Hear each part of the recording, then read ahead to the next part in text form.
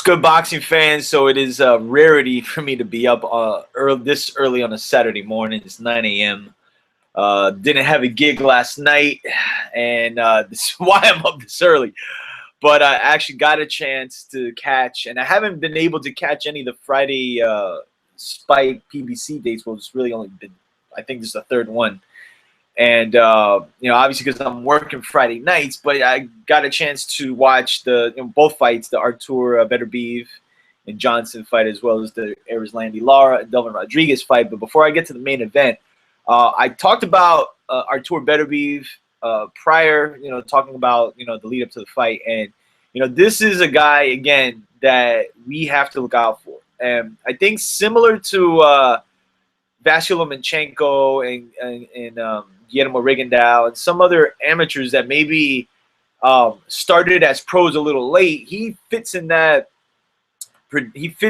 mold. But you see how skillful this guy is, and the fact that this guy hits like a tank, man. And he's another light heavyweight. He's trained, or he's been part of the same team, I believe, with Kovalev, but definitely, excuse me, with Golovkin. And it's crazy seeing. I mean, just in general, man. Like the Russians, the Russian boxers that have come out have always, in a sense, posed to be some type of threat. And now you're seeing some of these guys that are bringing that European style, but they're kind of meshing it into a professional American style. And I think the reason they're doing that is to get on these dates, to get these fights. And for Beterbiev, I mean, I think, Johnson wasn't a guy that I think is going to gauge anything as far as how much better Beterbiev can be. But just a dominating win, a fight he was, I think Heyman put him in to look good, being that he's one of his new signees. When you talk about the light heavyweight division and you talk about guys like Fonfara, who just wiped out Chavez Jr., you got Adonis Stevenson, and obviously Sergey Kovalev. I think when you're thinking about Beterbiev as of right now, considering the whole HBO, PBC situation where Kovalev's an HBO guy, to me, man, I think the fight to be made in the next year, if not less, is a fight between Beterbiev and Adonis Stevenson. Maybe before that, I would want to see Fonfara and Beterbiev, as Beterbiev already has a knockout win over Tavares Cloud, a second-round knockout.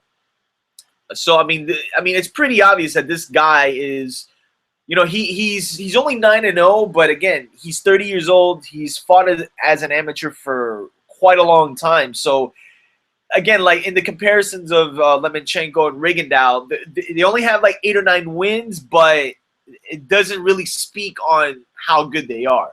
So in comparison to younger fighters who were 8 and 9-0, I think Beterbiev, maybe after his next fight, can get put in a championship fight or in a top 2, top 3 type of fight, because I mean he is that good, man. Like I said, the guy can hit like a bag of bricks.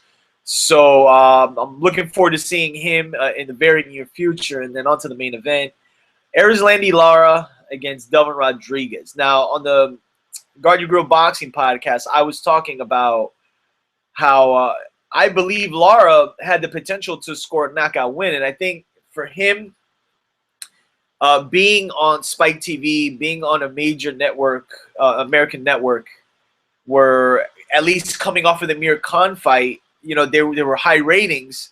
So myself, and along with some others, such Coltrane, Ride or Die, he had to really, I don't want to say come out of his shell, but he had to really make a case for himself. And when you talk about fights with Triple G and Floyd Mayweather and all these guys, there has to be that extra something for them to consider you to get in the ring, because it's going into the fight. We all know how skillful Erislandy Lara is. I mean, and like I mentioned in the prediction video, there are people who still believe he beat Canelo Alvarez, and you know what? It's hard to debate that, man. Because there's definitely points that people can make where you can maybe give Lara the fight, and then coming off of beating Austin Trout pretty soundly and managing to drop him in the fight. Being where the platform that this fight was on, I think Erislandy Lara, though, while he looked really good, I just don't think he did that extra something to sway anybody like a Triple G or a Floyd Mayweather, any of these guys, to get him in the ring to make him that big B-side. And I know people don't like to hear that term and things of that nature, but when you're dealing with guys like this, I mean, that's what it does come down to. And I think for the most part, man, I think Lara really should have just pushed the fight a little more than he did, because I think after the first 3 rounds, I mean, to be quite honest with you, man, I think if he just stepped on the gas a little bit, I think he could have taken Delvin Rodriguez out, and he dropped him, But again, like, this is Erislandy Lara, man. I mean, this is maybe partially the reason why he didn't get the nod over Canelo, and we can make all the concessions we want to as far as where the fight was and things of that nature, but this is Erislandy Lara, and I don't think we're going to see him come out of his shell. And you got to remember, again, the Cuban school. This is how he fights, man. And I think for his sake, if this is how comfortable he is, and this is the type of style that he will, or at least what he believes will take him to far places, then so be it. But my explanation for it is, you've beaten certain top guys, and you've come up short against fights that people think you might have won, but it does have to do a bit with his style, and I think it's just unfortunate that somebody as good as Erislandy Lara likely will always get the short end of the stick. Now, to me, the 2 fights that I believe will kind of cement him as maybe the top guy at 154 right now, because Canelo Alvarez is like that. He's floating around there. I mean, he's not fighting at 154. He's like at 155, but he's not really trying to snag any belts. So, like, when you look at it, I think the fights with Demetrius Andrade or maybe Jermell Charlo, if he beats K9 Bundridge, which I'm picking him to do so, I think those are the fights to be made. I don't think, honestly, a Golovkin fight. I mean, he's calling Golovkin out, man, but I mean, we got to remember the whole Al Heyman HBO situation, and they're not trying to work anytime soon. But look, I have no problems saying that Erislandy Lara, contrary to what some would think about his style posed against Gennady Golovkin, I really don't think he would fare well against it. I think when you look back at Gennady Golovkin, man, I mean, I think you need to look at the styles that he fights, or the style matchups he's put in, man. He fights a lot of boxers, and